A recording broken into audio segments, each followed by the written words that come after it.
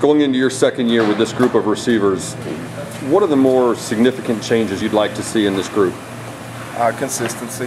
I think the thing that we've done a good job before is working toward being consistent and just being both mentally and physically tougher. You got 20-something receivers on your roster.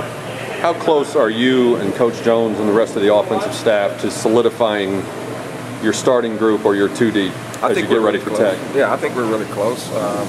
You like to get give everybody an opportunity, and I think all those guys have gotten an opportunity. So I think in the next week or so, we'll start narrowing things down and just start repping the guys that we feel can help us win football games next year. A year ago, you said basically every one of these guys was a freshman in terms of working with you. Now they've worked with you, and you've got a couple of seniors and juniors in this group. In your eyes, in their development, are they still sort of sophomores, or have the older guys accelerated the learning curve to the point where you look at them like juniors and seniors? Well, I think there's a little bit of both. I think some older guys have accelerated the curve, and they are, doing some things a lot better. And then there's some guys out there that are still learning. So I would say a little bit of both. Some guys are sophomores, and some guys have really taken on the challenge and moving forward. When we talked in the spring, you said you're not opposed to the idea of playing freshmen, and Coach Jones said the other day that there are 3 or 4 freshmen who could play. Do you agree with that assessment, and does that make you lose some sleep at night, the idea of throwing those young kids out? Well, I think the only thing that makes any coach lose sleep at night is the idea of not playing the best players and losing football games. So I think that there's a couple freshmen out there that we feel are really good players can help us win football games, and I won't lose any sleep at all by playing those guys. We've just got to do our part as coaches and have to do their part as players as far as getting themselves mentally ready to play. When we watch you practice every day, we can see how fast a player is or how many times he catches the ball or drops the ball. You obviously evaluate in much more detail, much more depth. What do you look for that people like me don't see when we come out and watch? Just guys just doing things consistent. Taking the coaching points, applying the technique, applying the fundamentals, and actually knowing what to do out there. Drop balls, that's just part of the football game. I'm not going to overly, if you watch practice, I'm not going to get on the kid for dropping the football. That's part of it. Quarterbacks throw picks, running backs fumble, receivers drop balls. That's just football. But if that kid is showing every day he's willing to work hard and he's consistent in his work and he's consistent in the learning process, then that's what I look for. I evaluate from that standpoint. Traditionally, since Coach Jones has been here, there's generally been a lead guy in the receivers. Emmanuel Sanders, Aldrick Robinson, Cole Beasley. Last year, Darius Johnson and Jeremy Johnson were almost dead even in terms of their receptions. Do you see Jeremy as a clear-cut lead guy this year, or is it more of a lead-by-committee approach again? Well, I think, statistically you have to give Jeremy the nod on that, but I'm very hopeful that a couple of other guys within that group and within that room will stand up and accept the challenge and establish themselves as well. But from a production standpoint and statistics standpoint, yes, Jeremy is taking the lead on that.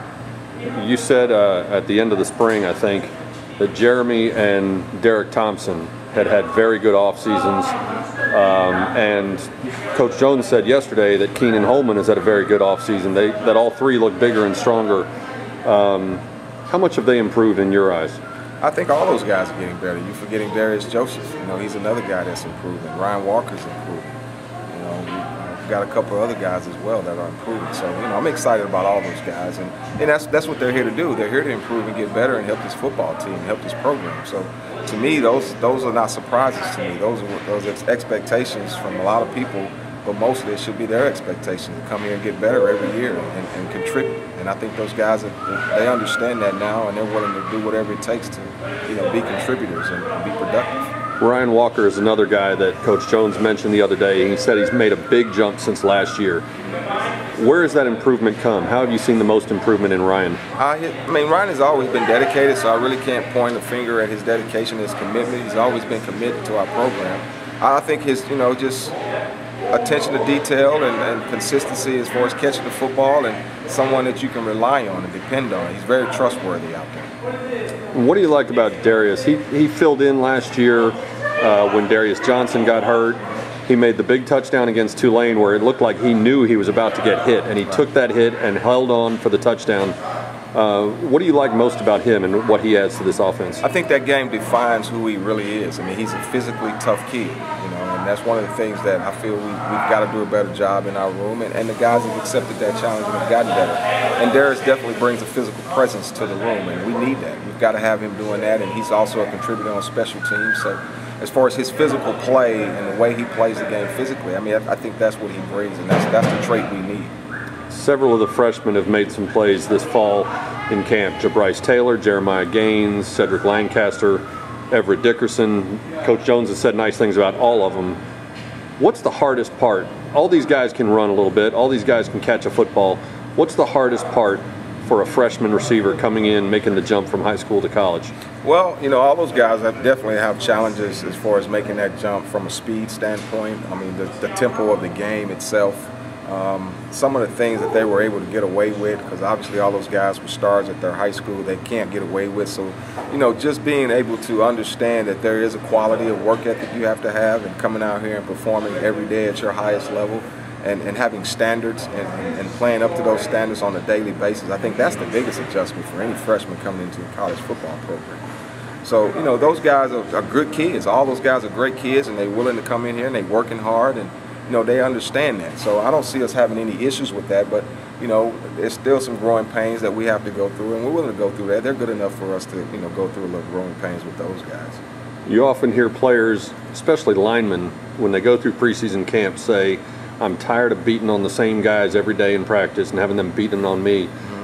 What's the biggest part of the grind for receivers who don't necessarily engage in as much contact as the linemen? Well, I mean, I think you mentioned it earlier just in our previous conversation. You know, I mean, obviously DBs start to hold a little bit. They get a little familiar with guys' moves and those types of things. And we've got to understand, we've got to be composed in those situations and not allow those types of tactics to take us out of our game. So, you know, I think receivers, you know, that's the thing with DBs. You know, they understand, they know who can run and who can't, and so they play guys a little bit differently, and they have to understand and adjust their game to the defenders as camp go on. But, you know, once we get in the season, things will clear itself up.